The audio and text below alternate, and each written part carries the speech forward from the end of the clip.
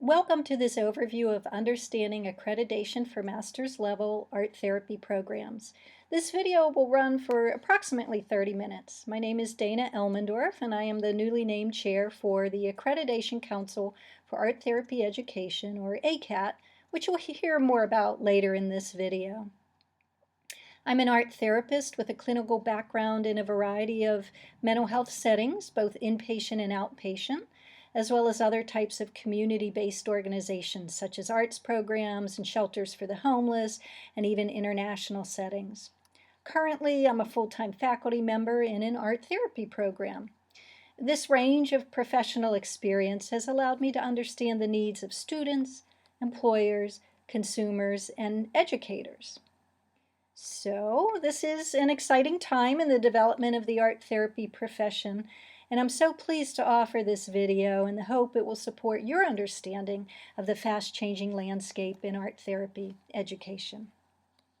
The purpose of this video will be to walk you through various pieces of information and website resources that will assist you in understanding the transition to accreditation that is occurring and will allow you to further explore resources on your own. As art therapists, we're visual people, and you'll be able to watch and rewatch and further explore what you see here. This visual walkthrough, as I sit in my Brady Bunch square here, serves to supplement the more fully detailed background information packet, which has been created to accompany this video. That packet, which was sent out to education program directors, but is also available to any interested parties.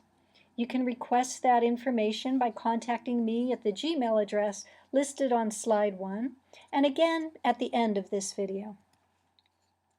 Now, this video is not everything you need to know, but rather what I think are 6 pieces of important baseline information that might be of interest to not only educators, but also art therapists and students. I'm guessing you would like to understand many of the terms and be in the know about the organizations you're going to be hearing a lot about in the next several years. 30 minutes, though, is not a long time, so let's get started. The 7 baseline questions we'll cover, as seen on this slide, allow us to touch base on the reasons for accreditation, the how of accreditation, and the what's next steps. Or, as I tell my students, the what, the so what, and the now what. As I speak about all of this with art therapists, the number one question I hear is, aren't art therapy programs already accredited? This is a fairly common misunderstanding. Currently, the American Art Therapy Association's Education Program Approval Board, or EPAB, reviews and approves, but does not accredit 39 art therapy master's programs. While the approval process has served us well, it is becoming clearer that the accreditation of art therapy master's programs is necessary, so as to enable graduates to gain a license to practice art therapy in states across the U.S. and to better assure protection of the public in terms of mental health care. Then what is accreditation? Higher education in America is unique in the world because of its reliance on accreditation to ensure quality and to foster a culture of continued improvement. The United States has no federal Ministry of Education or other centralized authority exercising single national control over post-secondary educational institutions in the country. States assume varying degrees of control over higher education, but in general, institutions are permitted to operate with considerable independence and autonomy. So, in the United States, how is quality assured? How are what are known as diploma mills prevented and students assured of excellent training that is worth the significant financial commitments they make? There are 2 types of accreditation then, programmatic and institutional. Programmatic addresses quality in specific professional programs, professional specialty areas, while institutional accreditation applies to the college or university as a whole. A number of agencies then, known as accreditation agencies, develop evaluation criteria and conduct evaluations to assess whether or not quality criteria are being met. Overseeing this peer evaluation process is the Council for Higher Education Accreditation, otherwise known as CHIA.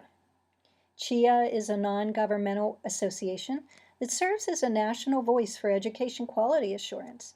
CHIA is essentially an overarching umbrella recognizing 60 accrediting organizations under it as meeting well-defined national standards for academic quality and promoting fair procedures in decision-making. In other words, CHIA assures quality in accreditation processes, and any organization it approves to offer accreditation is considered, in turn, a quality organization. Now, if you'd like to learn more about accreditation, I'd like to draw your attention to explore the CHIA website.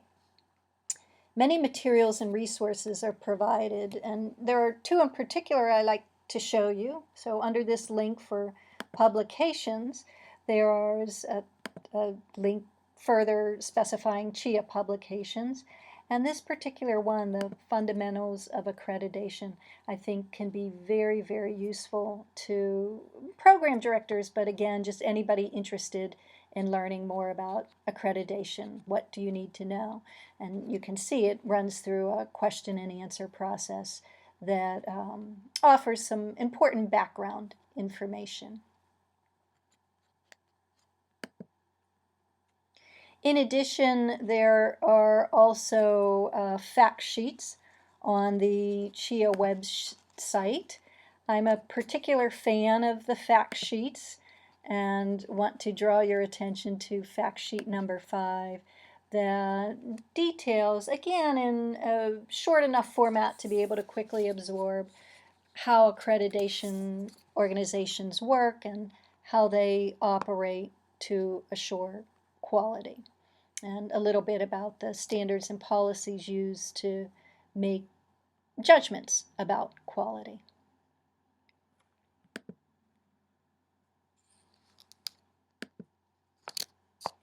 Of course, simply Googling accreditation in the United States will yield lots of information as well.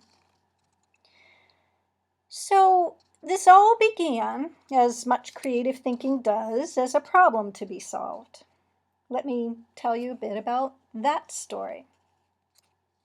As mentioned earlier, art therapy education programs have been being overseen through an approval process.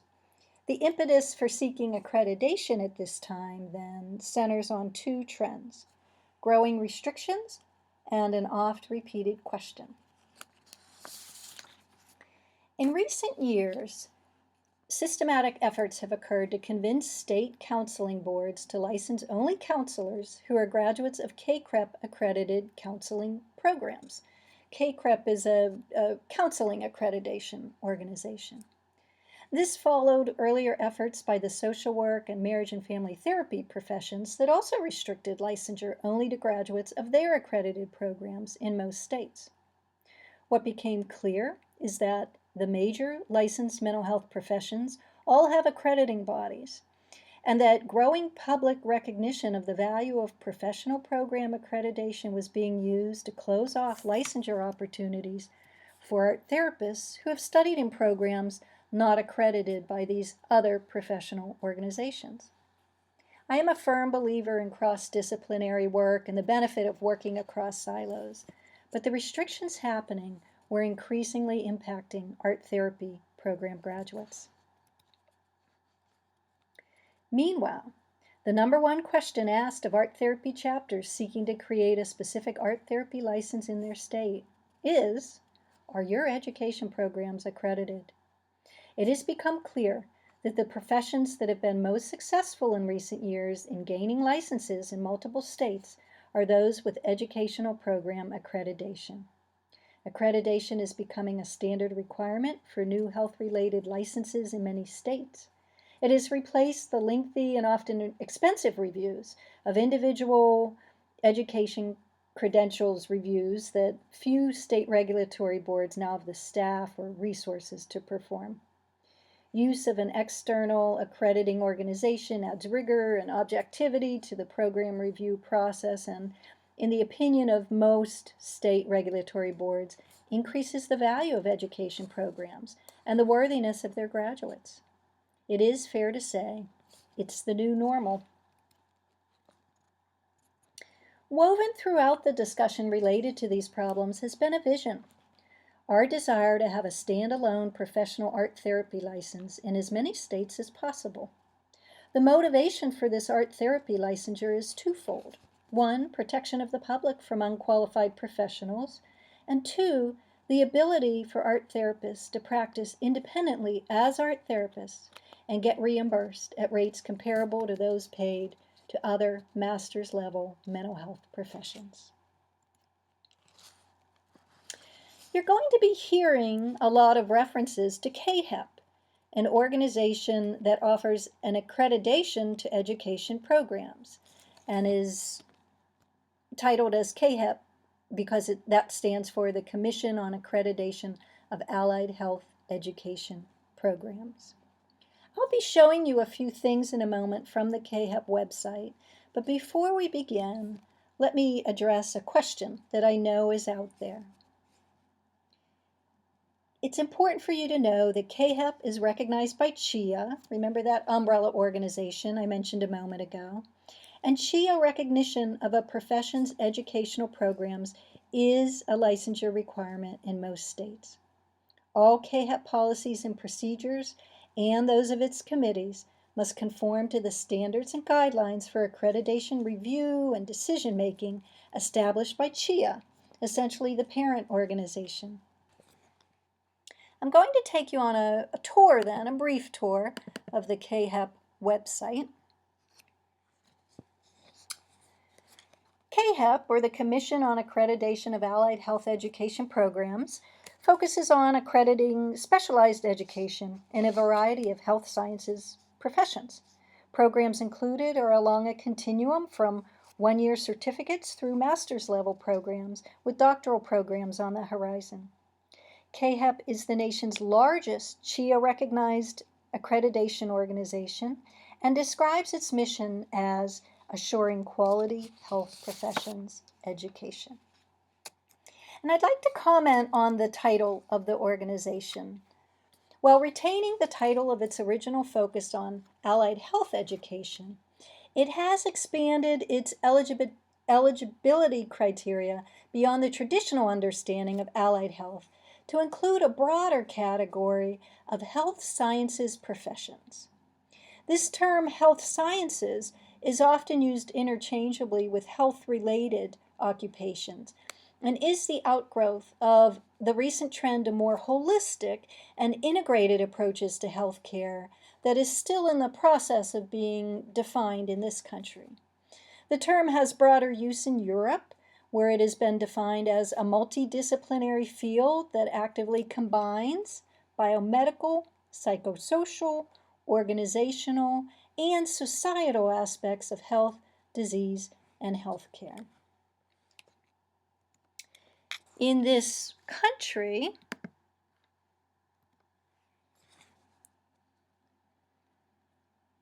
the National Consortium for Health Sciences Education, NCHS, as shown here, views health sciences in equally broad terms as including virtually all fields of healthcare, and specifically identifies, notice under therapeutic services, identifies art therapy as a health sciences career, along with psychology and social work. You can see that here as career examples. Please keep in mind then that the CAHEP title includes this broader understanding of health sciences. So back to the CAHEP website. There are a few areas I just want to draw your attention to. One is here, the area for students. You can see that there's some links that they can find out a bit more about what accreditation is, things to consider before selecting a program, and there's a due process option for them to report concerns. There is a whole section that my committee will use that details various policies and procedures allows for some mentoring and communication with the various committees, and also has some fabulous webinars, which I'll be returning back to later in this video, just for knowledge and training purposes. And finally, there's this specific section for program directors that includes some very important information, frequently asked questions that may be occurring for you, some ideas about how to be thinking about assessment and compiling data. And then we're going to be taking a look at this link much more closely later. It's called Your Accreditation Mentor, and it literally walks you through and mentors you through the process of thinking about applying for and moving yourself through the accreditation process. I'd like to also go to this link here under About Accreditation and let you see this page that lists member organizations and their commissioners. So while I'm chair of the committee that's working out these processes, the American Art Therapy Association, which you can see here, is a sponsoring organization member. And in the near future, someone will be named to be a commissioner, and that person will literally sit on the CAHEP board. You can see some of the other professions that are part of the CAHEP accreditation process on this link. Why did I take the time to mention this specific structure about CAHEP, that it not only has committees, but it also has a board and sponsoring organizations? Well, that's important because of the very cooperative, collaborative nature of this work. While the CAHEP board is the official governing body that oversees day-to-day operations of CAHEP and officially approves or denies program accreditation, that only occurs after review and recommendations from the accreditation committees. In other words, each profession and its specific experts who have an understanding of the unique needs of that profession really drive the accreditation process, while at the same time receiving excellent support from CAHEP as to how accreditation works and how to improve it so the process does not become a burden to education programs. And we have actually been finding that CAHEP has been very responsive to our questions, and the board as a whole, as well as members of all these other professions that are a part of the work, have been very, very interested in the work of art therapists and very supportive of our unique focus. Now, I think it's important to also address one more question about all of this and the choice of CAHEP and why it was chosen as the organization to work with. ACATE decided to pursue CAHEP for a number of important reasons. The ACATE board initially explored working directly with CHIA, remember that umbrella organization I mentioned, to form our own accreditation organization, rather than working with an organization such as CAHEP under that CHIA umbrella. It was quickly determined, however, that forming an independent and self-sustaining organization would require considerable cost, and that many years would be required, including several operating as an accrediting organization in our own right, a step that has taken other professions at least 6 years to complete. The ACATE board determined that the time required for this approach would be detrimental to the primary priority of gaining licensure for art therapists in as many states as possible, and would involve significant costs for legal and insurance protections, hiring staff, etc. So the partnering with CAHEP was actually a very fiscally responsible choice on the part of the ACATE board. Now, while CAHEP offers a shorter approach for achieving national accreditation, it does not have to be a profession's final solution. In recent years, 3 professions that built sizable networks of accredited programs under CAHEP have successfully been able to create their own independent accreditation commissions in their own right. Physician's assistants is one example of this.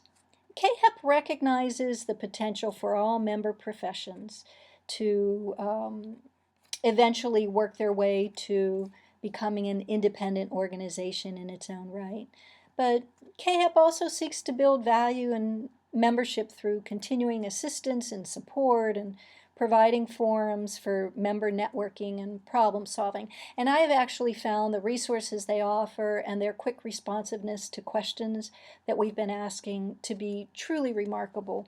I think that we will all benefit from our partnership with KHEP and are feeling very welcomed into their processes. So, where do we begin all of this? Well, this has begun with the forming of the group, the team that I am now chair of, the Accreditation Council for Art Therapy Education. The membership of ACATE will be comprised of a balance between art therapy educators, practicing art therapists, and stakeholders with interests in art therapy master's degree education. These stakeholders include employers, students, recent graduates, clients, families, college administrators, researchers, and the general public.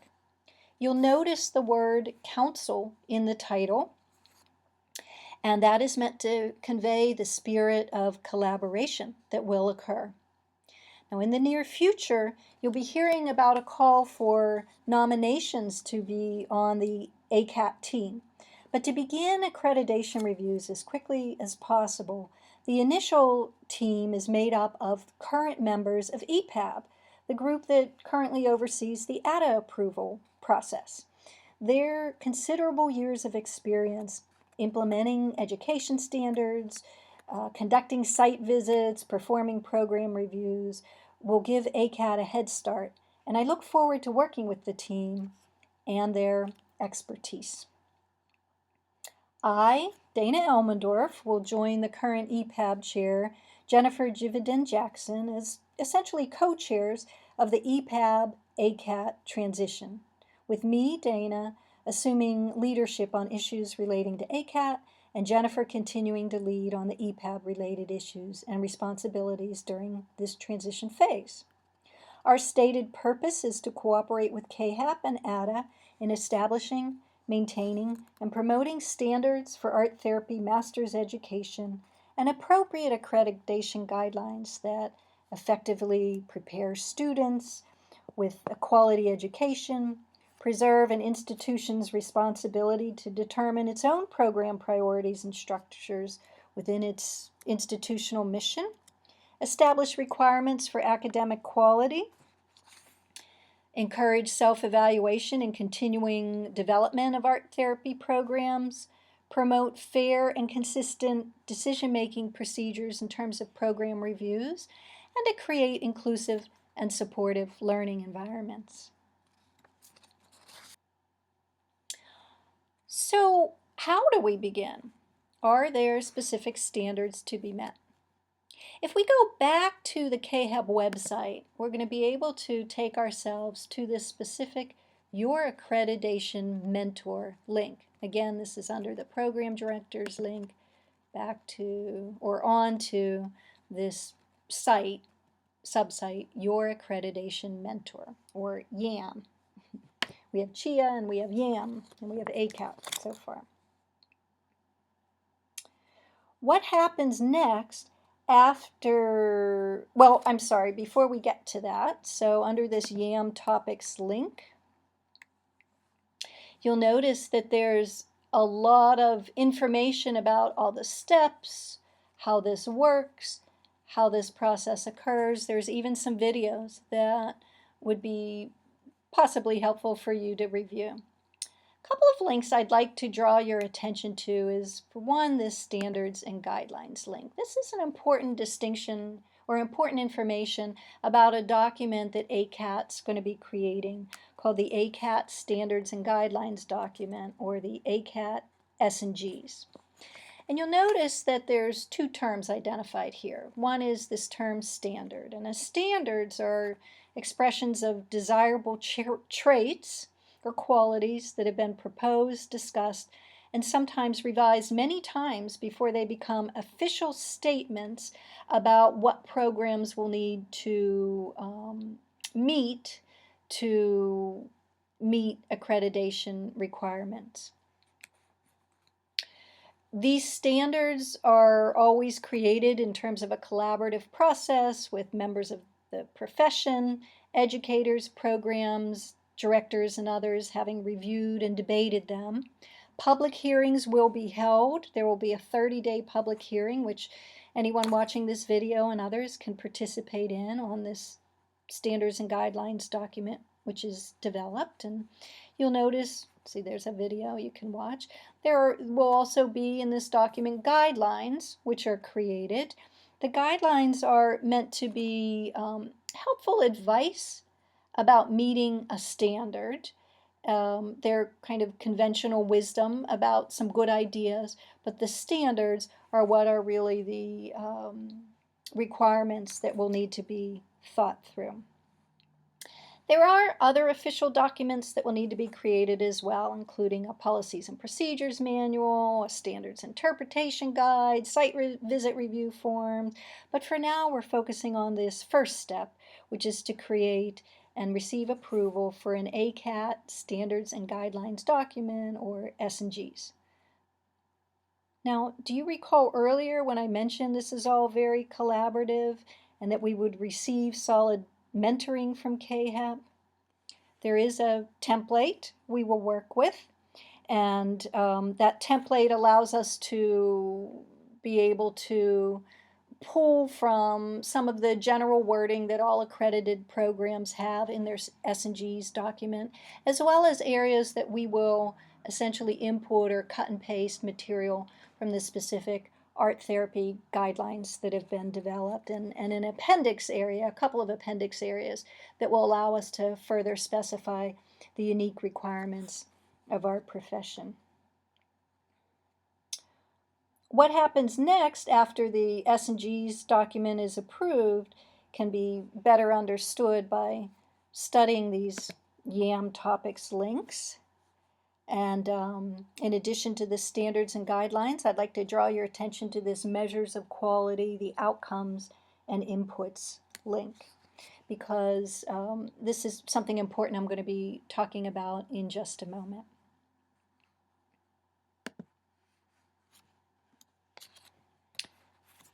So, step 1, create and receive approval for the ACATE S&G document. We have a template we'll be working with. Step 2 and onward, review the Your Accreditation Mentor link for other steps, but program directors will be carefully walked through this process. And there are other links on that YAM site that can help you more fully understand some of the approaches and area of focus that will be happening. Now, an important question is, what education standards will be required for accreditation? And how will they differ from current ACATE standards, which have been in place since 2007 and which the ACATE approved programs have been following under EPAB's guidance?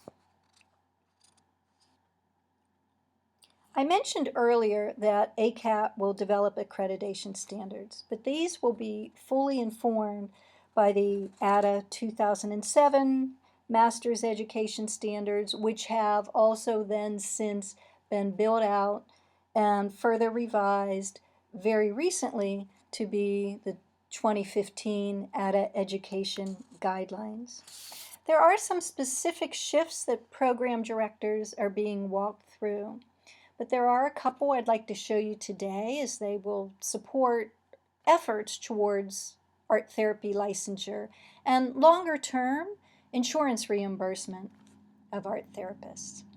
So, these two areas and the differences in terms of what has been built out over the last couple of years through a really intensive work process will involve two elements: an enhanced focus on outcomes and competencies rather than on inputs and content, and an enhanced focus on meeting or exceeding requirements of related mental health professions. So let me show you how this looks. Recently, the ATA board reviewed these build-out education guidelines document that was presented to them, and which has been developed over a 3-year period and involved a task force. It involved the task force's consultation with program directors, their own experience as practitioners, speaking with students to identify and also exploring and further researching the education standards of related mental health professions. And what's been developed is a document which details specific areas which will provide kind of baseline areas that art therapy programs will need to meet across the country. I think it's important you notice a couple of things here. This is just a list of those areas, and we'll be looking at a couple of them in more full detail in a moment. But you'll notice that these areas will allow us to show that we are equal to, if not exceeding the requirements of related mental health professions such as counseling. So it includes areas such as psychopathology and diagnosis, psychological and counseling theories, appraisal and evaluation, research, areas that are more typically thought of as areas of related mental health professions have been areas covered in art therapy programs for the past many years, but are now further delineated in our written education guidelines document. At the same time, you'll see areas that allow us to retain our unique and specific focus on arts-based approaches. So those areas in terms of creativity, symbolism and metaphor, materials and techniques of art therapy practice, history and theory of art therapy. And infused throughout all of this is areas or a repeated focus, a consistent focus on cultural competency and arts-based approaches and their connection to addictions treatment, trauma-focused care, and understanding of neuroscience. A significant amount of research and discussions with educators went into, and practitioners occurred during the past several years to identify these areas and these elements. And through them, we'll be able to demonstrate that an art therapy education is equal to and even exceeds in some ways the training of related mental health professions. Now, the second area I'd like to draw your attention to are these tables. So let's take a look at this one more specifically. You'll notice in these tables are the content areas that I just described. So it includes a specific area of content focus that are what faculty will need to teach and cover in classes. And these areas, again, allow us to be viewed as having very credible and significant and adequate training. Those content areas are briefly described here. These do not describe class titles, but rather material that can be sprinkled across classes. And then you're going to notice these, what are known as competencies tables. So competencies are not what faculty will teach, but what students will demonstrate as a result of learning in these content areas.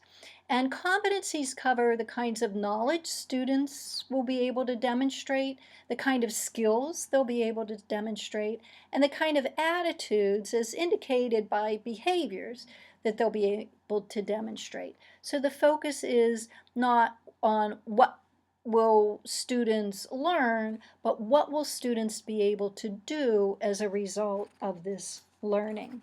This is a very important and a sea change shift in education that's occurred in the past 10 years. And this idea on outputs, competencies rather than inputs, is a significant focus of the CAHEP accreditation environment, and one that art therapy programs will be asked to address in their classes. Every course syllabus will need to have the competencies that that particular class is fostering listed on the syllabus, so students will know exactly what they're focusing on in a class and what they're working themselves toward. You can see that each content area, let's take a look at the creativity, symbolism, and metaphor area. It then has related competencies, knowledge, skills, and attitudes, behaviors that must be developed for competency in the content area.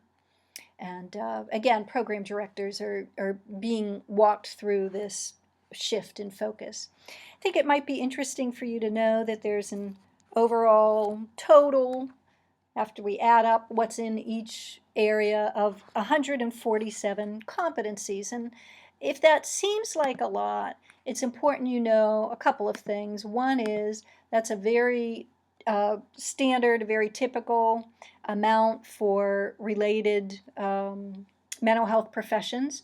Running around 200 competencies is fairly typical, so we'll be looking at a lower amount, 147. But this apparently is also the comparable to what, for all you parents out there, there's some surveys going around that and being promoted online recently that say that apparently this is the typical number of questions a young child asks in a single day. So by having 147 competencies, maybe we're just showing our growth spurt as a profession. So again, earlier I mentioned there's all kinds of information on the CAHEP website. I want to invite you to explore two specific pieces of information in particular that I think will greatly enhance your understanding of these shifts that are occurring here. One is under this CAHEP website, under this Publications and Governing Documents link, there's the Webinars link. And when you go to that, you will see all kinds of webinars that can enhance your understanding. I'd like to draw your attention to this one in particular, Assessing Student Learning Outcomes. It is about a 50-minute webinar that greatly helped me understand the shift in focus from inputs to outputs and competencies. Another information link that you may find helpful. Let me go back to this slide. It's on a separate website for a group called the ASPA, Association of Specialized and Programmatic Accreditation, which is, again, also offers a lot of resources for professions working on accreditation. And they have handouts and fact sheets as well. And we'll take a closer look at that one in just a moment. So, where do we go next? How will art therapy programs become accredited?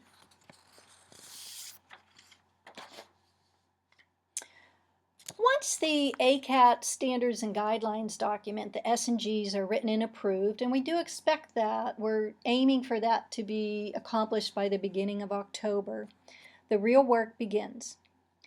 Now, again, info about all these steps can be found on the YAM topics link on the CAHEP website, but in short, how art therapy programs get accredited is by undergoing an intensive peer review to evaluate operating policies and procedures. So let's take a look at that.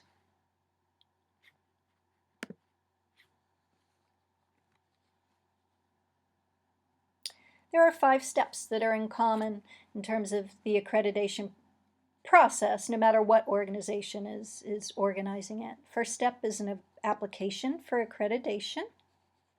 The next step is a self-study by the program. Programs seeking accreditation prepare an in-depth self-evaluation that measures its performance against the established standards established by the Accreditation Committee, or ACATE. Now, a program can decide for itself how it wants to do the self-study, but a self-study report will then need to be reviewed according to a template that ACATE will provide. The next step is an on-site evaluation. A team selected by ACATE will visit the program and determine how accurately the self-study reflects the status of the program and its compliance with the standards. And this is a really important step in the peer review process. that often results after the formal site visit is concluded in team members sharing ideas on how a program can be strengthened or improved. I do want to let you know we are looking into as many ways as possible that we can reduce costs about all of this. And we are looking into the possibility for online video conferencing for at least part of this step, if not in full. I'll be attending a training in the middle of July with CAHEP.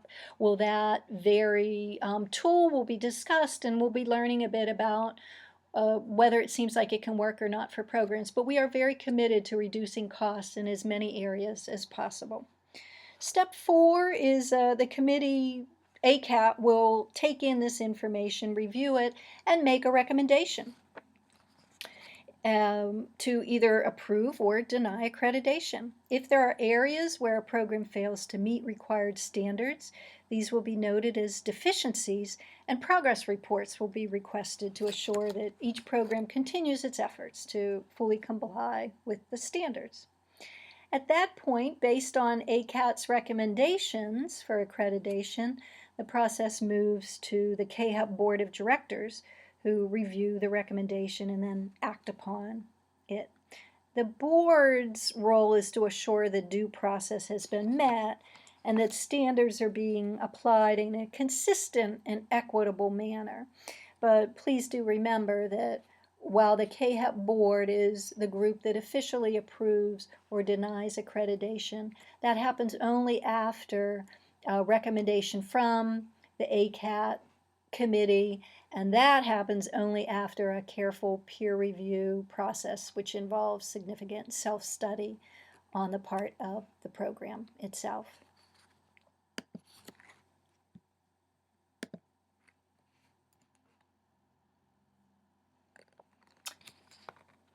So, a few practical questions and hopefully a few answers on the phase-in process that will be occurring. When will applications begin? What will programs need to do? And what will the cost be? All good and very relevant questions, I am sure.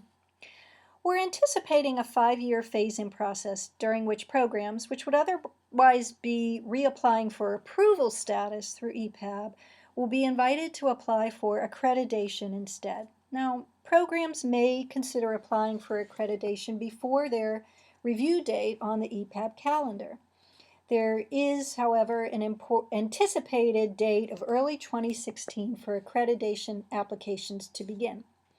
If programs need more time to become fully organized and oriented towards accreditation, whenever their typical date would come up as far as when they'd be on the EPAB approval calendar, instead they'll be invited to be on the ACATE accreditation calendar. If a program feels that even at that point they still need more time to make these shifts, it will be possible there will be phase-in protections that will be written into the ACATE S&Gs, and CAHEP will allow programs to receive conditional accreditation or initial accreditation under agreements that programs demonstrate in annual reports continued progress in meeting all requirements within a specified time frame. Anticipated costs, meanwhile, including explanations and comparisons with other professions, accreditation organizations, are covered in the related background information packet that I mentioned earlier. And these costs will be more fully established and communicated once we can do a little more research on the costs. I know that this is an important question, but we are doing our best to pull a significant amount of information together in a short amount of time, and I want to be able to give an accurate answer to that question. There is, however, I think information that you'll find very interesting and helpful to you about that question in the related information packet. So just remember, as you begin to orient yourself to all of these processes, the link on the CAHEP website that is called the Your Accreditation Mentor link, it's under the area for program directors. There is a background information packet which accompanies this video, and please do contact me with any further questions that might be occurring for you. And in case you were wondering, will accreditation replace the need for ATCB credentials? And the answer is it will not. The ATCB, the Art Therapy Credentials Board, and their role in promoting competent and ethical practice of art therapy through examination and credentialing of art therapy professionals will not change with the establishment of ACATE and this transition to national accreditation. ACATE will simply replace EPAB in qualifying art therapy graduates with supervised clinical experience after they graduate for ATCB's credentials. ACATE's more rigorous program review and academic competency requirements will provide ATCB with greater assurance that graduates of accredited programs will possess the knowledge and skills and competencies required for ethical and competent practice. So as I close, I would like to return to the vision which is driving these efforts. Master's level art therapy education will remain responsive to the changes in professional practice, evolving theories and technology, and changing marketplace conditions that art therapy students will need to qualify for state licensure and the effective practice of art therapy. I think we can all share a vision of the potential of art therapy to transform lives and communities and the importance of excellent clinical practice. As the new chair of ACATE, I am deeply appreciative of the time you've taken to view this video and want to remind you to please email me your questions to acatecouncil@gmail.com, and I would be happy to answer any that are occurring, and I look forward to speaking to all of you further. Thank you.